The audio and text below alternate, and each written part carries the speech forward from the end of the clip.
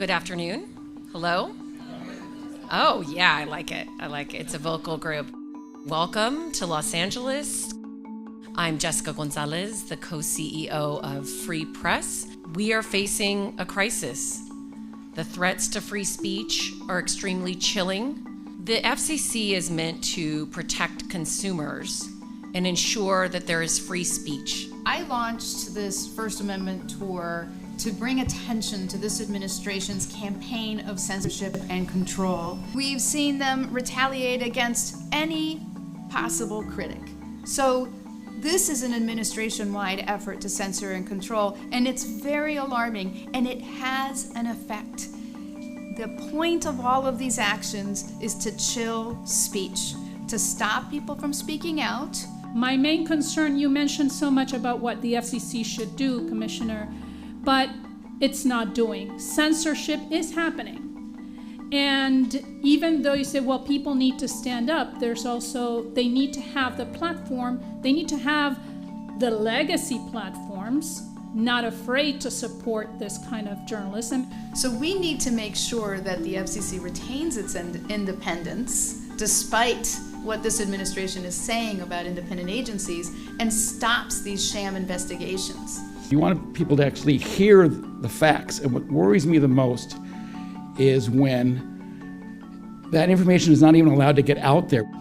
This and almost 50 years of being a working journalist made me able to recognize that we are living in a sustained campaign to intimidate, manipulate, and muzzle the institutions that hold power accountable. One of the things that I was talking to our editor-in-chief is that the good news is that journalists are used to working under pressure, right, y'all? You know, freedom isn't free.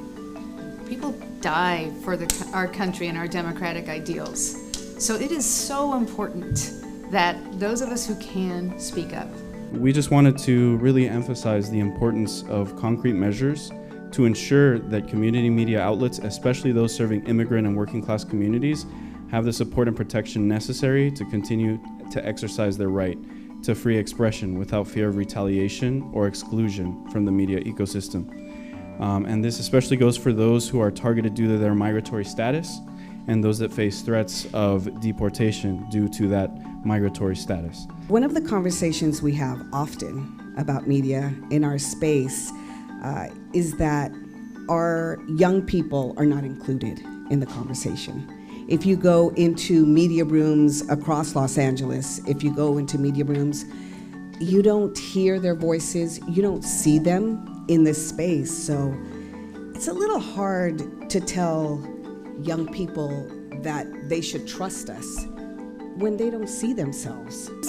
I just wanted to, as a professor, mention that there are so many points of connection here between some of the things that have been raised. So we've been talking about sort of like the issues in news media. I would say that consolidation and the elimination of local and regional news media has led to a place in which we find ourselves reliant upon social media. So the issues of how social media are made and what they show and what they don't is actually critically important to the functioning of our sort of social and political lives. While there are no principles for social media operation as they are in journalism. In fact, we've seen right-wing politics collude with social media companies and big tech companies to topple Western liberal democracies all over the world, in fact, also right here in the United States. So I think the first thing we kind of have to understand is that social media platforms are not just a free-for-all, anything you say goes. It's interesting because as we move forward and as things happen, right, trust in Elon Musk probably has changed a lot over the last year, but maybe that trust in Twitter and Grok hasn't, or maybe vice versa. And so, you know, as someone who does data all the time, I think it's really important that we continue doing this research as the world is changing for young people every day, as they've grown up in a reality where this is their reality. But we also have to think outside the box. Part of that, I'm working with one of my colleagues, former colleagues in the Senate, and making tech companies pay.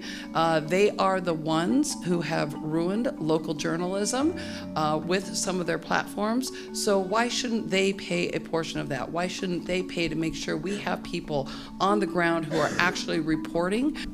I'm a publisher, not a journalist.